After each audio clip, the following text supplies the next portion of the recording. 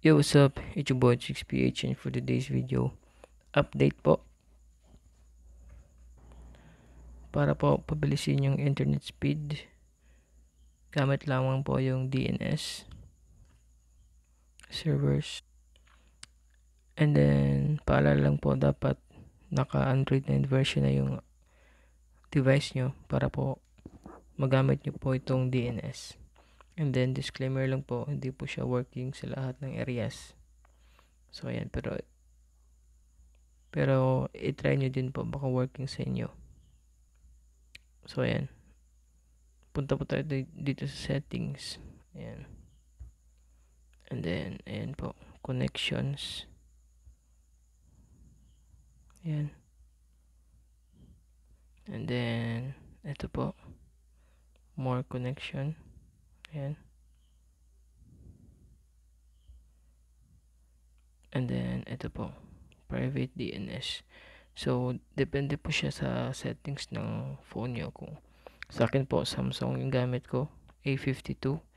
So, kapag hindi nyo nakita ito, private DNS, paalala lang po ulit, dapat Android 9 na yung version ng device nyo. So, pag hindi nyo nakita yung private DNS or meaning hindi ka Android 9, so baka Android 8 ka pa baba. So, kapag hindi mo yan nakita, if ever Android 9 ka, pwede nyo pong i-search dito sa search bar.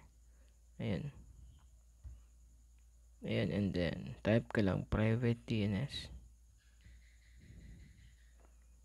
Private DNS. So, lilitaw po siya. Ayan po. Then, pagka-pindot nyo po, ayan na. So, ayan. Pwede na nating, ayan po yung previous na update natin. So, ito po yung panibago. So, bagong update na DNS po natin is dns.open dns.com. So, ayan. And then, pagkatapos po, paki-save. Ayan po yung pagka-connecting pa siya, couldn't connect po yung nakalagay. And then, pag connected na po siya, ayan po yung nakalagay. Yung tinype nyo po, dns.opendns.com. So, ayan. Meaning connected ka na po. And then, pakitry po sa gaming or sa internet nyo or sa streaming nyo or sa pag-browse nyo po sa internet or pag-video na po. Yan sa YouTube, mag-watch ng video sa YouTube. So, ayan. If ever hindi po working sa inyo, manood po palagi. Baka meron po tayong update. Sooner or later, meron na working dyan sa area nyo. Kung hindi working dyan sa area nyo, paki-comment para po malaman ng iba. If ever naman working sa inyo, paki-comment na din kung saan lugar nyo. And then, please share the video para mas madaming matulungan. So, paalala lang po,